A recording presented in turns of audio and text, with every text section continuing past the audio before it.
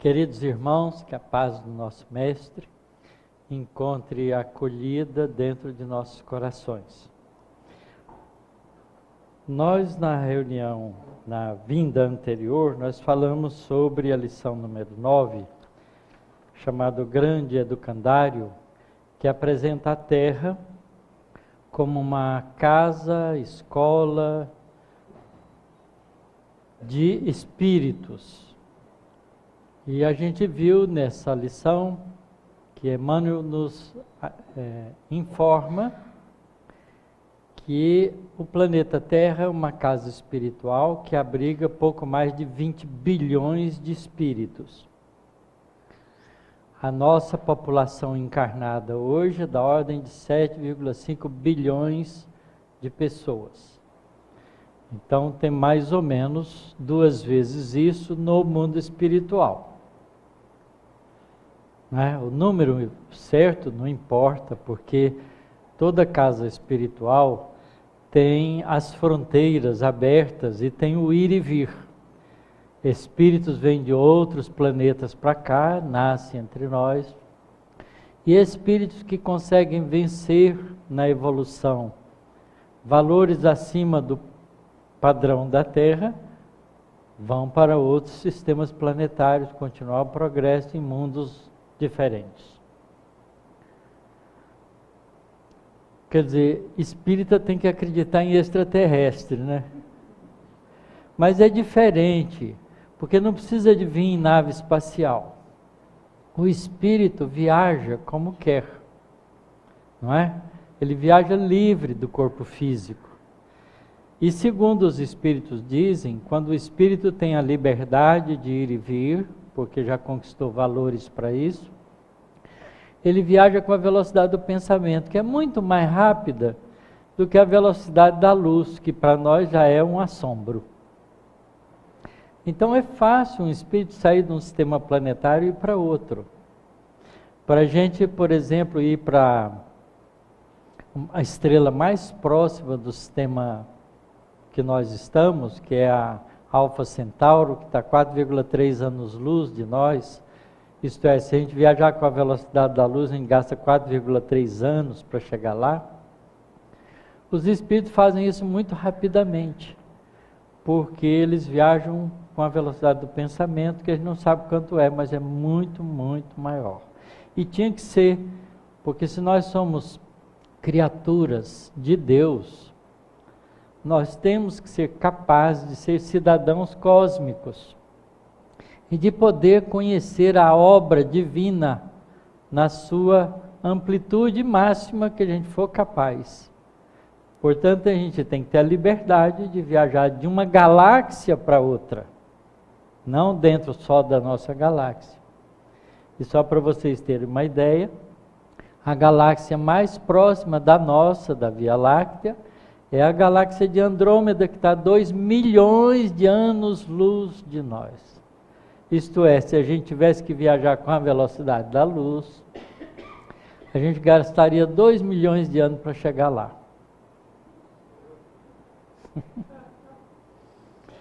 Mas tem galáxia que está bilhões de anos-luz de nós, e a gente pode e tem que conhecer tudo isso. Porque nós somos filhos de Deus, habitantes do universo, cidadãos cósmicos. Então essas informações que Emmanuel vai nos dando, vai tirando a gente da nossa pequenez e vai fazendo a gente se tornar grande com Deus. Não é grande por conta própria, porque a gente não faz nada por conta própria ainda, porque somos espíritos ainda pouco adiantados. E as coisas que a gente faz quase sempre nos compromete.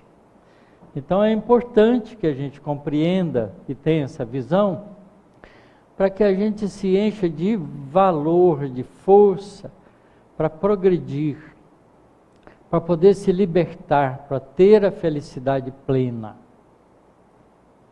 E hoje a nossa lição em continuidade vai falar um pouco de um recurso que a gente tem e que a gente não compreendeu direito até hoje. que é a religião. Lição de número 10 do livro Roteiro. Emmanuel começa dizendo o seguinte: a ciência multiplica as possibilidades dos sentidos e a filosofia aumenta os recursos do raciocínio.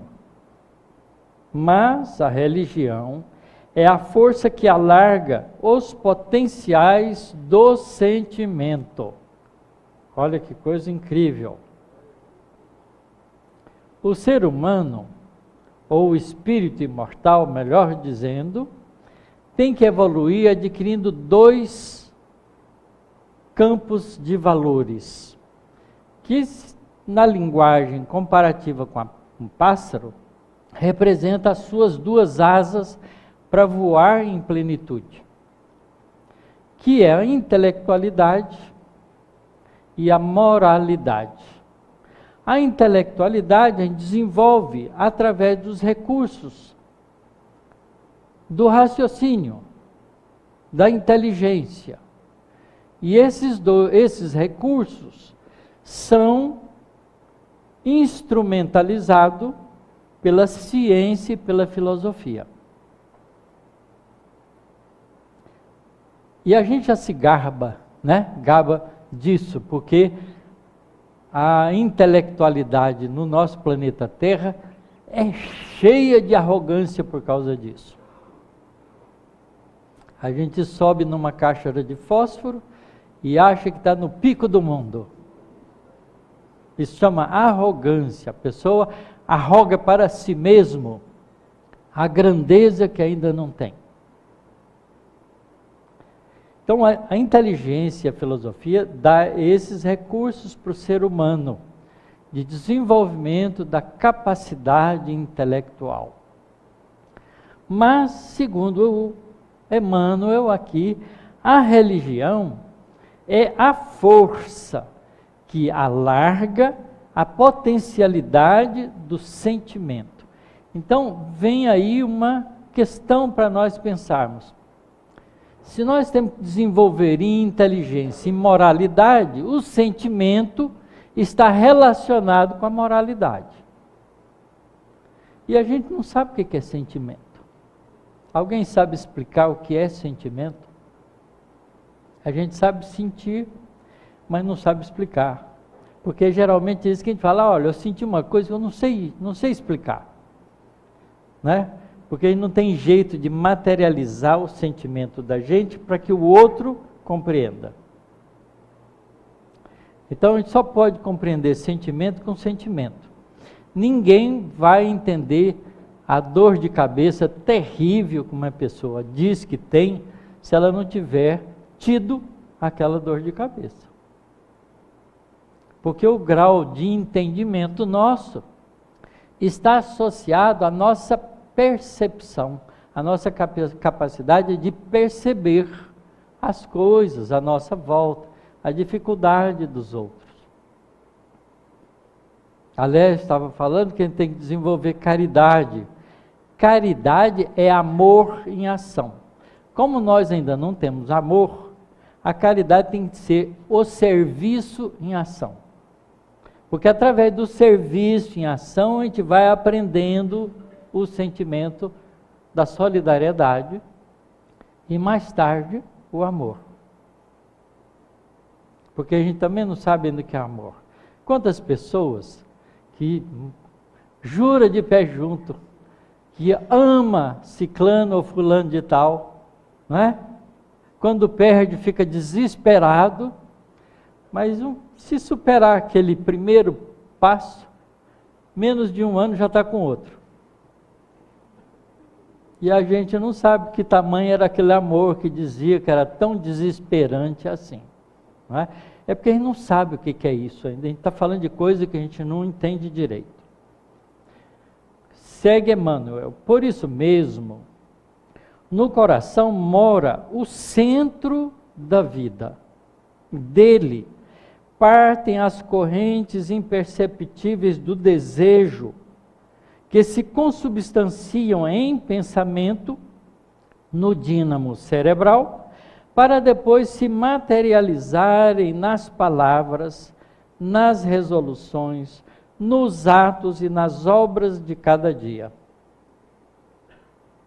Está aí uma coisa que a gente nunca tinha pensado direito. Aonde nasce o nosso desejo? De qualquer coisa, não importa. Onde nasce, né?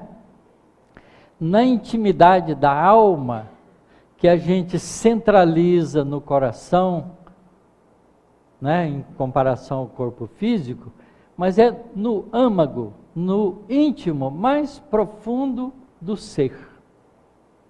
É ali que desabrocha o desejo. Não é no cérebro, é nesse interior nosso que a gente não sabe explicar e que viaja para o cérebro para materializar o desejo. É isso que ele disse aqui. Por isso mesmo, no coração mora o centro da vida. Coração é simbólico, né?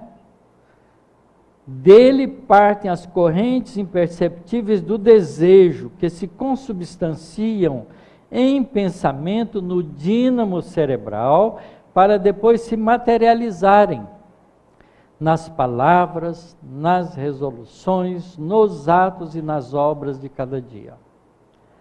Na luta vulgar, há quem menospreze a atividade religiosa, supondo-a mero artifício do sacerdócio ou da política.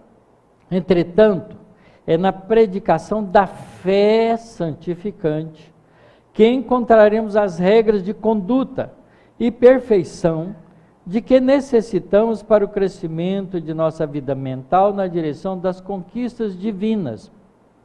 Então, esse é um impulso interior da realidade do ser espiritual, que a gente poderia dizer que é a própria manifestação de Deus dentro de nós. É um impulso, é um desejo íntimo, é algo que nos empurra para a realização. E a gente não sabe explicar isso muito bem, porque a gente não sabe materializar isso, porque os nossos sentidos ainda são muito materiais. Nós somos criaturas muito sensoriais. A gente tenta explicar as coisas pelo que a gente tem de imagem vista pelos olhos, de som ouvido pelos ouvidos, não é? De cheiro, de gosto, pelos sentidos que nós possuímos, de afago que o tato nos deixa sentir. Mas saiu fora desses sensores, a gente não sabe explicar. Então, ele não sabe explicar a intuição, a gente não sabe explicar de onde surge o desejo, a gente não sabe explicar o sentimento. Porque eles são coisas espirituais. A humanidade, sintetizando o fruto das civilizações, é construção religiosa. Olha a afirmativa de Emmanuel. A gente diria aqui, né, do ponto de vista material, que a humanidade sintetizando o fruto das civilizações, é construção da inteligência. Pergunta os cientistas e não vão falar isso. Jamais eles vão admitir que é construção religiosa. Vocês sabem por que os egípcios construíram aquelas pirâmides enormes? Por causa da religião. Porque eles acreditavam, né, que o faraó, que era o mais importante, ia voltar. Precisava de tudo aquilo que ele tinha amealhado, inclusive do corpo, então mumificava o corpo. É uma construção do sentimento, da religiosidade daquele povo. Eu diria que hoje a gente constrói essas coisas todas muito mais pela vaidade e pelo orgulho. As cidades que competem pelo prédio maior, mais alto do mundo, fazem isso por pura vaidade.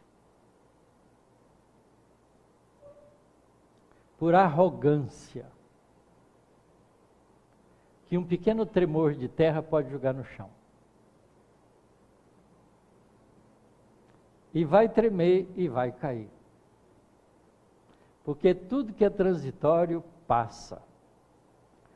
Dos nossos antepassados, invertebrados e vertebrados, caminhamos nos milênios de reencarnação em reencarnação, adquirindo inteligência por intermédio da experimentação incessante, mas não é somente a razão o fruto do nosso aprendizado no decurso dos séculos, mas também o discernimento ou luz espiritual com que pouco a pouco aperfeiçoamos a mente. Sabedoria não é inteligência desenvolvida, é inteligência associada ao coração, ao bem, à moralidade. O indivíduo pode ser muito intelectual, mas não precisa ser sábio. Parece contraditório, mas não é. As palavras têm suas significações. A religião é a força que está edificando a humanidade, é a fábrica invisível do caráter e do sentimento. Milhões de criaturas encarnadas guardam ainda avançados patrimônios de animalidade. Isso é pura verdade isso. É só pegar a gente com raiva. A gente não é diferente do bicho quando está com raiva. Quem é que não fica com raiva aqui? Levanta a mão, por favor. Ainda bem que nós já somos honestos.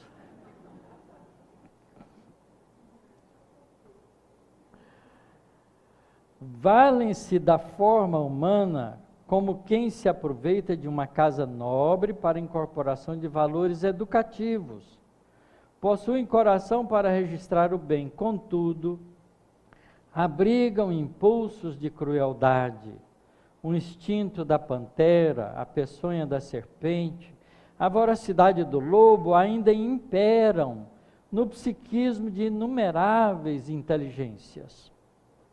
Só a religião consegue apagar as mais recônditas arestas do ser, determinando nos centros profundos de elaboração do pensamento, altera gradativamente as características da alma, elevando-lhe o padrão vibratório através da melhoria crescente de suas relações com o mundo e com os semelhantes.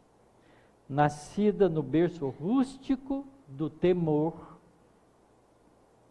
a fé iniciou o seu apostolado ensinando às tribos primárias que o divino poder guarda as rédeas da suprema justiça, infundindo respeito à vida e aprimorando o intercâmbio das almas. O intercâmbio das almas se dá desde a pré-história, desde o homem das cavernas. Os mitos todos nasceram através desse intercâmbio vivido e mal compreendido. Todos nós vivenciamos intercâmbio espiritual. Todos, sem exceção. Não precisa ser médium explícito para isso. O médium explícito só evidencia isso com mais vigor. Mas todos nós intercambiamos com o mundo espiritual. Tem alguém aqui que não dorme? Pronto. Dormiu, está no mundo espiritual.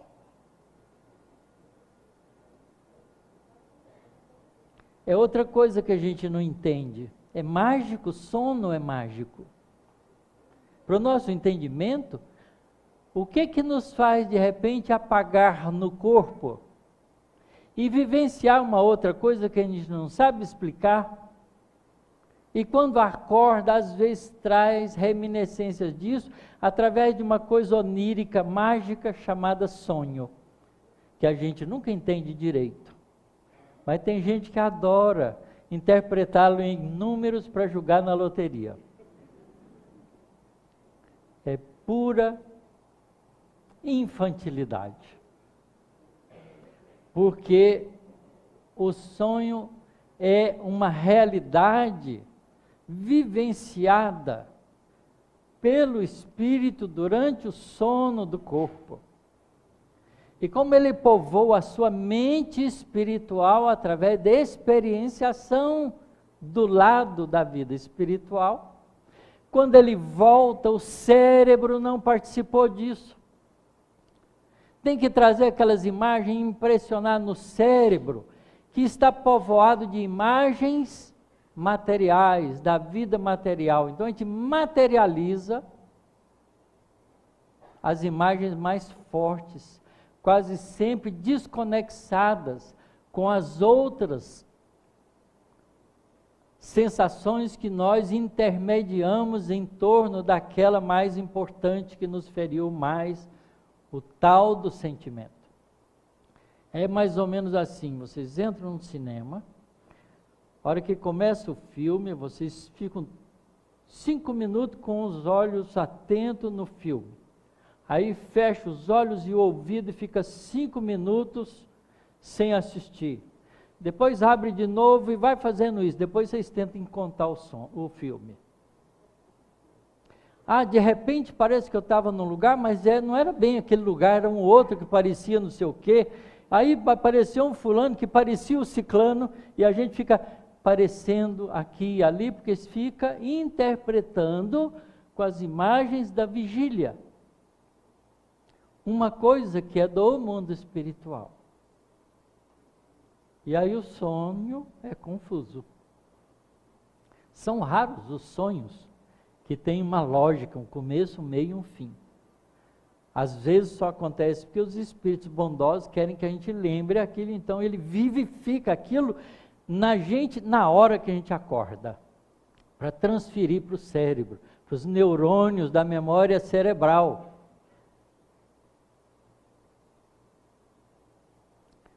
A gente tem muito que aprender, realmente a gente sabe pouco.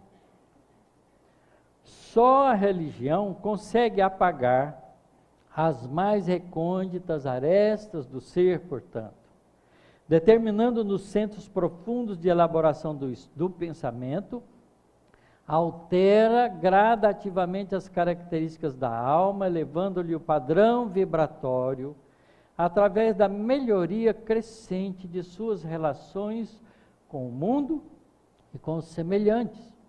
Nascida no berço rústico do temor, porque a gente começou por aí. A fé iniciou o seu apostolado ensinando às tribos primárias que o divino poder guarda as rédeas da suprema justiça, infundindo respeito à vida, aprimorando o intercâmbio das almas. Dela procedem os mananciais da fraternidade realmente sentida. E embora as formas inferiores da religião na antiguidade, muita vez incentivando a perseguição e a morte, em sacrifícios e flagelações deploráveis. E apesar das lutas de separação e compreensão que dividem os templos nos dias da atualidade, arregimentando-os para o dissídio em variadas fronteiras dogmáticas, ainda é a religião a escola soberana de formação moral do povo, dotando o espírito de poderes e luzes para a viagem da sublimação. A ciência construirá para o homem o clima do conforto e enriquecê-lo-á com os brasões da cultura superior. A filosofia auxiliá-lo-á com valiosas interpretações dos fenômenos em que a eterna sabedoria se manifesta, mas somente a fé, com seus estatutos de perfeição íntima, consegue preparar o nosso espírito imperecível para a ascensão à glória universal. Então nós precisamos entender o que é religião, que não é seita, não é partido, não é aglomeração de pessoas com regras. Religião vem da palavra religare, do latim, que significa ligar de novo o ser criatura ao ser criador. Por que ligar de novo? Porque essa ligação é de duas vias. Quando nós somos criados, Deus se liga a nós. Então Deus está ligado a todos nós, Ele é o Criador e nos conhece a cada um. Todo pintor conhece os quadros que fez, por maior número que seja. Não é? Porque ele fica ligado à sua obra. Isso vale para todas as nossas atividades, para todos nós. Mas há um outro passo que é importante, que é a criatura se ligar ao Criador. E essa a gente faz a partir do nosso desenvolvimento espiritual. A aquisição da moralidade nada mais é do que perceber em profundidade a ligação íntima que temos com o nosso Criador. A inteligência nos ajuda nisso, porque ela é capaz de orientar a nossa experienciação, à medida que a gente acumula conhecimentos. Vamos dar um exemplo, para ficar bem prático. Nós não precisamos de experimentar cocaína para saber que ela faz um dano no nosso organismo. Por quê? Porque tem pessoas que já fizeram isso por nós. A inteligência nos diz, olha, por que eu vou experimentar se o outro ali experimentou e está num bagaço só? Então a inteligência nos ajuda. Mas a inteligência só nos ajuda quando a gente a usa com esse propósito. E para a gente usar a inteligência para o propósito do crescimento espiritual, a gente precisa conquistar em nós algo valiosíssimo, mesmo que seja em pequenas gotas, que é o que a gente chama de humildade. A experiência do outro só serve para mim quando eu o considero igual a mim. Se funcionou para ele, vai funcionar para mim, porque eu não sou diferente dele. Isso é humildade, é reconhecer que todos nós somos iguais. É uma gota de humildade, não é toda. Mas isso já nos ajuda muito. Porque há duas maneiras de aprender. Com a experiência própria, lugar comum. Todo mundo faz isso. E com a experiência alheia, para aqueles que sabem que o outro é igual a si e ele é igual ao outro. Então isso começa a ser um pequeno passo de sabedoria, porque a gente está usando a intelectualidade, o lado positivo da relação. Então um pouquinho de moralidade, porque moralidade não é regras, simplesmente de comportamento estabelecido por uma ética. Moralidade é o conhecimento ou o reconhecimento interior das leis espirituais que nos governam e que se aplica inteiramente em nós. Por isso a doutrina espírita é importante, por isso o Evangelho de Jesus é importante, Porque o Evangelho de Jesus vem nos ensinar isso. A doutrina espírita vem nos revelar as leis espirituais que nos governam. Você não precisa acreditar, mas é reencarnado. Ponto. Não é uma questão de crença, é uma questão de fato. Nós acreditávamos que a Terra era o centro do universo. Quando aqueles que apareceram, não, a Terra gira em torno do Sol, nós queimamos ele. Mesmo assim, o Sol não gira em torno da Terra, é a Terra que gira em torno dele. Por mais gente que tenha morrido por ter defendido isso. Isso não muda os fatos. É uma questão de compreensão, de lento progresso espiritual. E esse progresso espiritual vai sendo feito por esse impulso interior, que a gente não sabe explicar, que a gente chama de fé, mas não sabe o que é, e que a gente tenta associar com o entendimento, porque o entendimento vai devagarinho revelando esses sentimentos, de alguma maneira, para nós. E para não ficar cega essa fé, é bom que se use a inteligência, porque são duas asas. Você não voa com uma asa só. Não é? Então tem que usar as duas, uma equilibrando a outra. Porque tem mais, se essa for maior do que essa, não voa também. E se você bater essa diferente dessas, fora de harmonia, também não voa. É assim que tem que ser, assim não voa.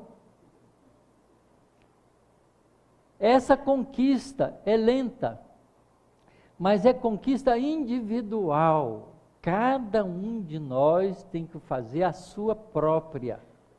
Não adianta em dizer, que pena que meu filho não estava lá para ouvir aquilo. O mais importante é o que você está fazendo com isso que você ouve. Deixa, o seu filho vai ter o tempo dele. Você está tendo o tempo seu. Todos nós somos criaturas divinas. A hora de cada um chega. Porque a hora de cada um é conquista.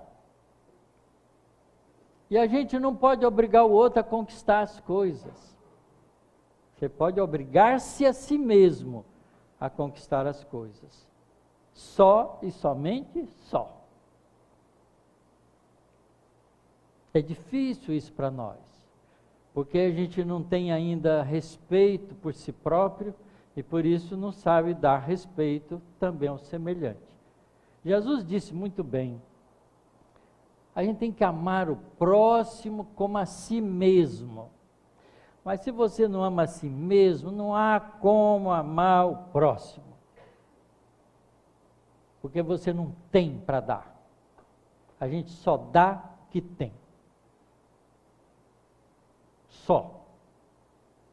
Então a gente tem que aprender a amar a si mesmo, para poder, sabendo que é bom para a gente, respeitando a gente mesmo, fazer isso para o semelhante.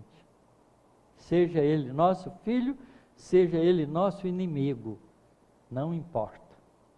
Não há diferença, porque é conduta da gente em direção aos outros.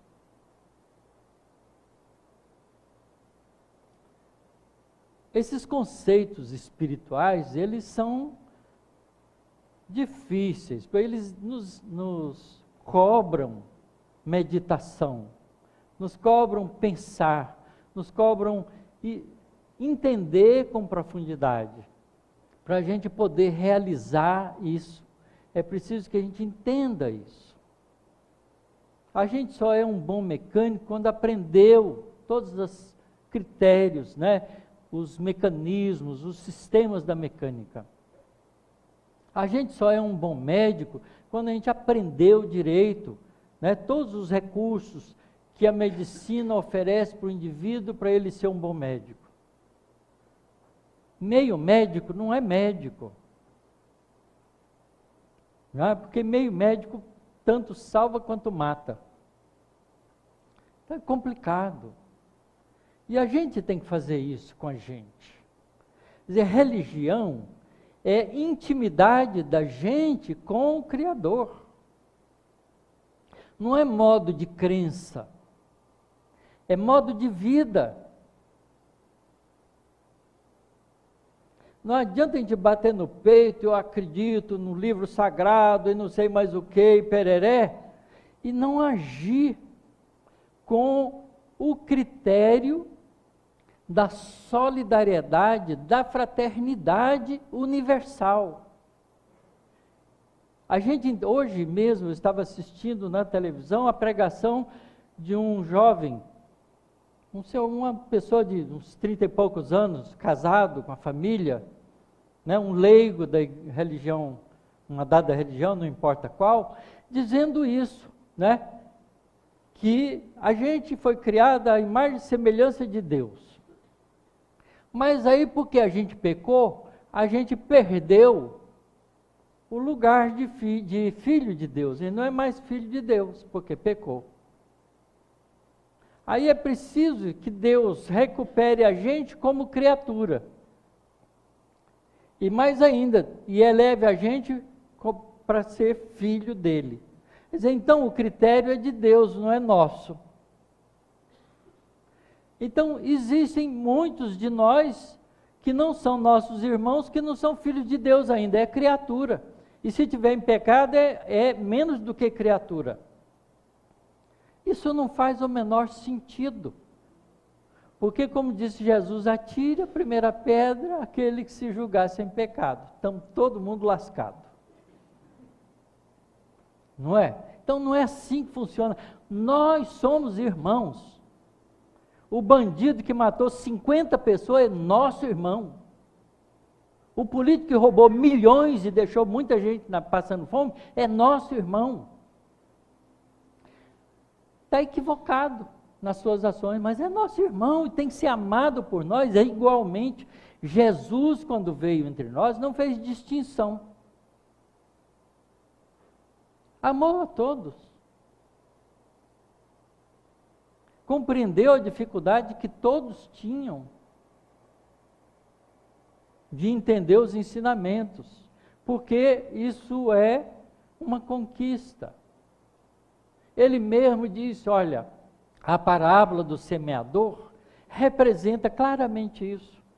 A gente semeia, mas as boas sementes podem cair em qualquer lugar. Se cair no pedregulho, ou a meio do caminho, os pássaros vêm, comem a semente e elas não vão funcionar. Se cair no pedregulho, vão até brotar, mas o terreno é muito quente, seco, vai morrer tudo.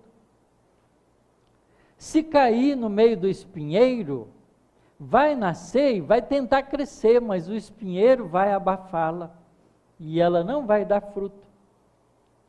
Mas aquela que cai no terreno bom, essa brota, cresce, frutifica, mas não frutifica igual. Uns frutificam 30, outras 60, outras 100. O que ele está dizendo com isso? Que nós somos ainda terrenos pouco preparados para a semeadura dos valores espirituais imortais. Então é preciso que o tempo nos ajude no processo reencarnatório, que a gente vá se transformando em beira do caminho, quer dizer, indiferente às coisas, ou ainda duro de coração, como o terreno pedregoso, ou ainda cheio de vãs ilusões, como o terreno espinheiro, que deixa os interesses do mundo tomar conta da gente, ou a gente se desperta para os valores espirituais e, de acordo com o nosso esforço, vai dar 30, 60 ou 100. É uma imagem bonita que Jesus deixa para nós, mas Ele está mostrando para nós que tem um caminho que precisa ser percorrido. E para alcançar o reino dos céus, eu preciso nascer de novo. Isto é preciso ter tempo para ir mudando de tipo de terreno, se preparando através do desenvolvimento lento e gradual dos dois valores do ser humano: inteligência e moralidade.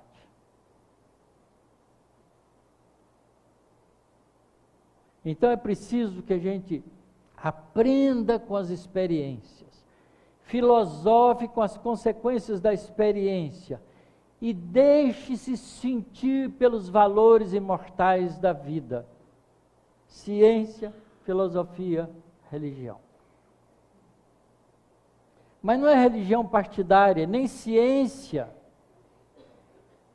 dogmática, nem filosofia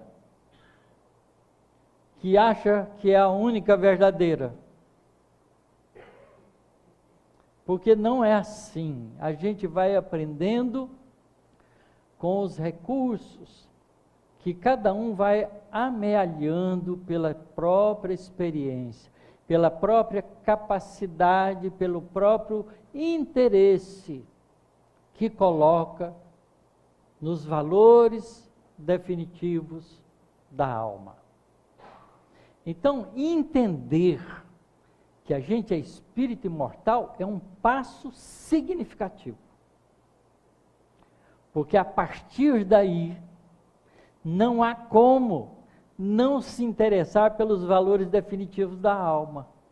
Porque a gente tem certeza que a gente não é homem nem mulher, que a gente é um espírito imortal. Homem e mulher é transitório. Dura a idade do corpo físico, que pode ser alguns meses e pode ser 100 e poucos anos. Cada um tem a sua experiência.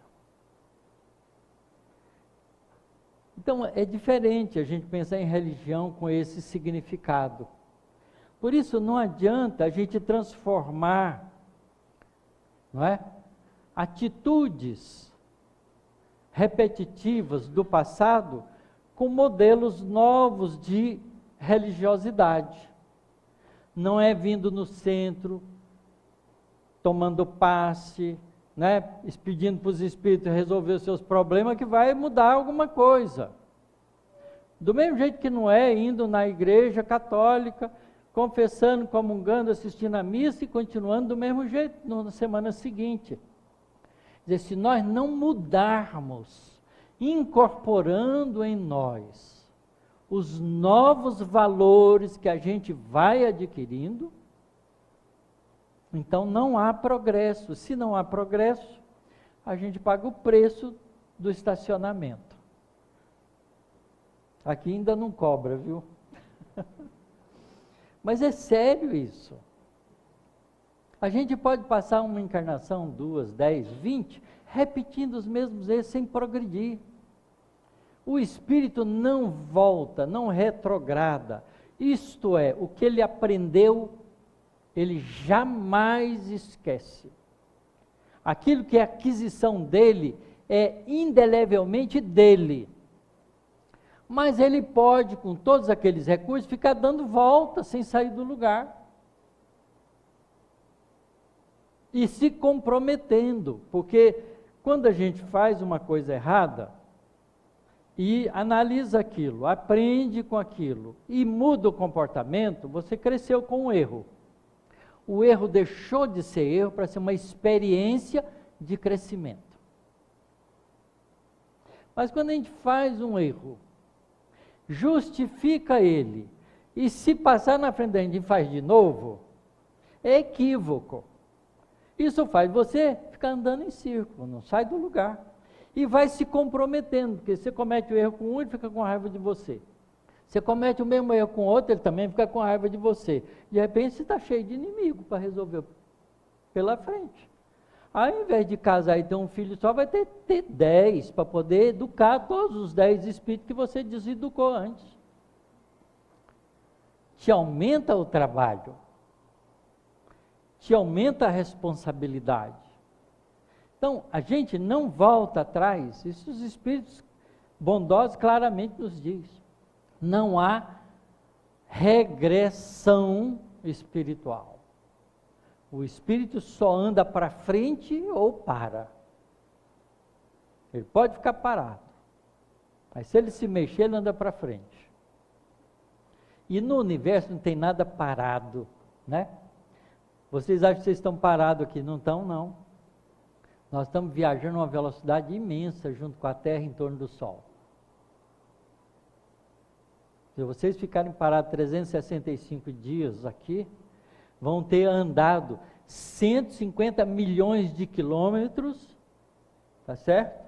Multiplicado por 2 e por 3,14. Essa é a órbita que a gente percorreu na Terra. 2π vezes o raio, né? Alguém já aprendeu isso por aí em alguma escola. Então ninguém, nada fica parado no universo. O universo está em evolução. Então, para que parar? Por que vamos ficar justificando as atitudes que criam dificuldades para nós? Então, tem duas palavrinhas que tem que abolir do nosso vocabulário: o mas e o se. Sabia disso, Léa?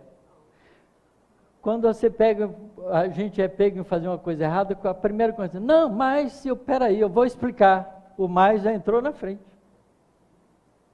Ao invés de falar assim, puxa, eu acho que você tem razão, eu acho que eu pisei na bola mesmo. Ao invés disso, você põe o mais na frente. Mas, e vai tentar explicar o erro. Erro não tem explicação.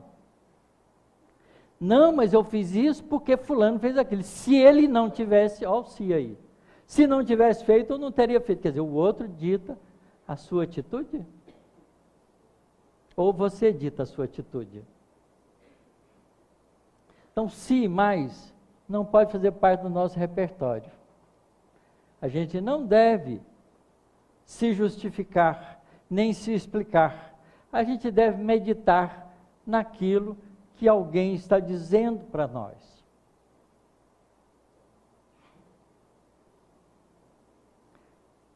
Olha, tem muita coisa para mudar na gente. Não é fácil, porque a gente está distraído de nós mesmos. Esse foi o conselho importante de moralidade que Jesus nos deu. Vigiai e orai. O que significa essas duas palavrinhas? Não é orai e vigiai, negativo.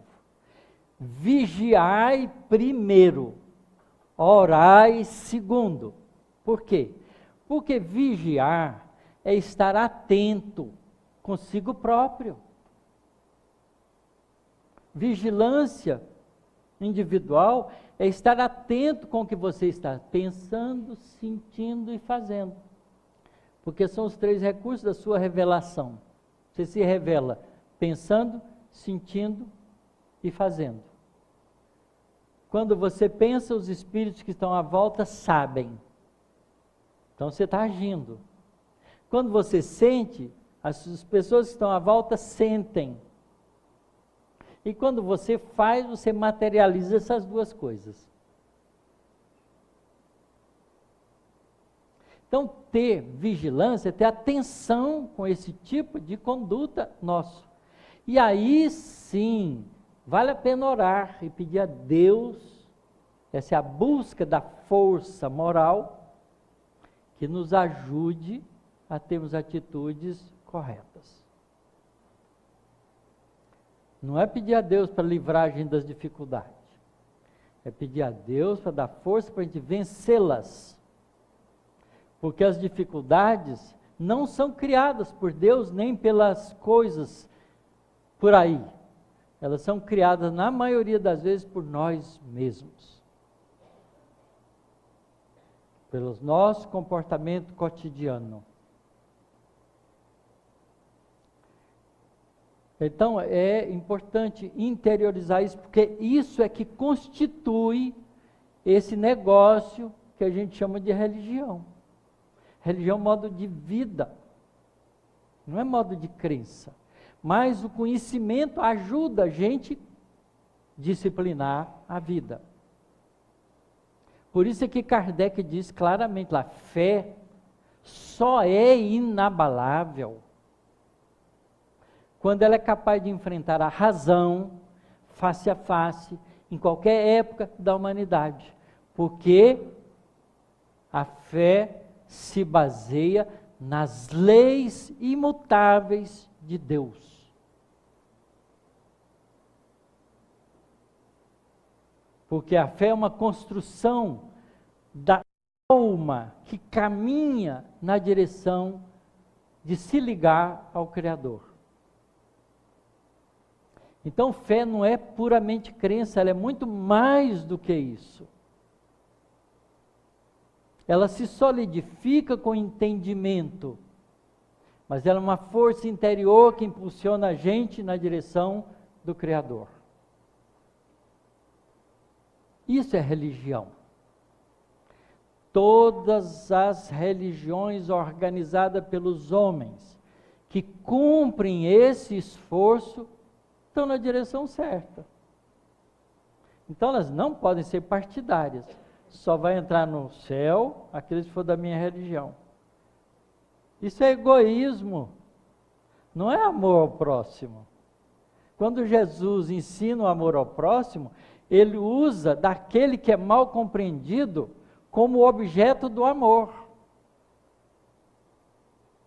E usa para isso o caído, que ninguém sabia quem era, porque não precisa ser identificado, e o samaritano, que era desprezado pelos partidos sociais e religiosos da época.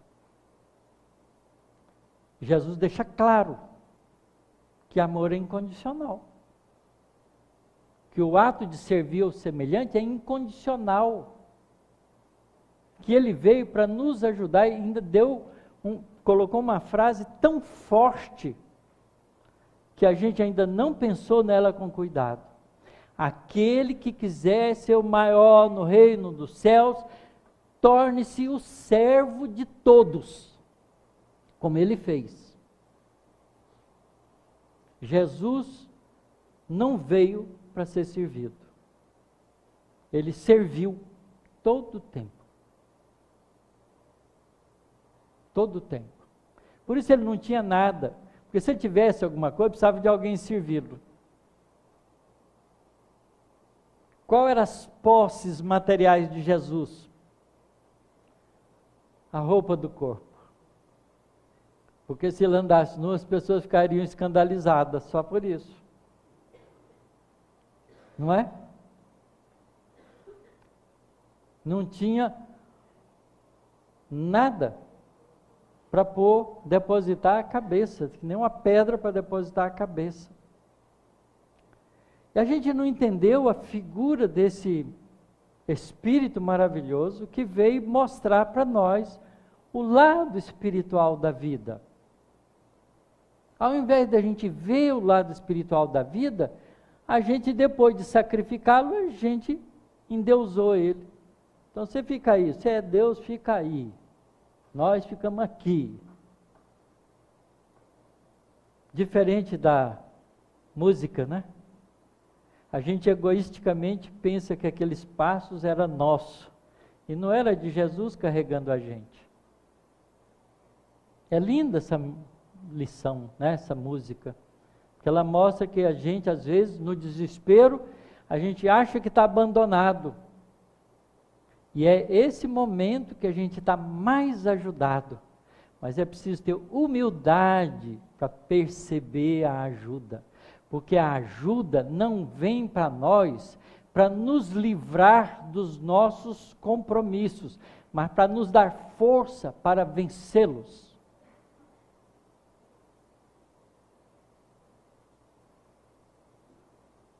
Livrar dos compromissos é covardia. E Jesus não pode nos ajudar a ser covarde. Tem que ajudar a gente a ser forte, corajoso, para vencer o problema e ficar livre dele porque resolveu. Por isso que ele ensina, reconcilia com o adversário enquanto está a caminho com ele, porque senão ele vai virar um empecilho na sua vida. Mas é você que tem que reconciliar. Não adianta, meu Deus, dá um jeito nesse meu inimigo para ver se ele me entende. É você que tem que entendê-lo. Ele que é mais pobre do que você. Ajude-o. Reconcilia com ele. Tira do seu coração qualquer tipo de cobrança ou de mágoa. Porque se você fizer isso, você fica livre. E ele fica preso com as ações dele, é problema dele. Se você puder mais tarde ajudá-lo, ajude-o, e vai ajudar. Mas é melhor você saber cuidar de si próprio, de não se enredar em coisas que não valem a pena. Isso é religião, diferente daquilo que a gente tem, não é? Cristalizado ainda no nosso entendimento antigo. Por isso a doutrina espírita é doutrina de renovação. E o Evangelho de Jesus também. Evangelho significa boa nova. Ela é tão boa e tão nova para nós, porque nós ainda não a entendemos. Está escrito lá os ensinamentos de Jesus pelos 4 evangelistas, mas qual de nós entende aquilo e usa aquilo no nosso cotidiano da vida? Então ela é boa nova. Que Deus nos dê bastante força e coragem para a gente ser diferente nessa direção e fazer junto um mundo melhor, porque é isso que nós estamos precisando. Muito obrigado pela paciência de vocês.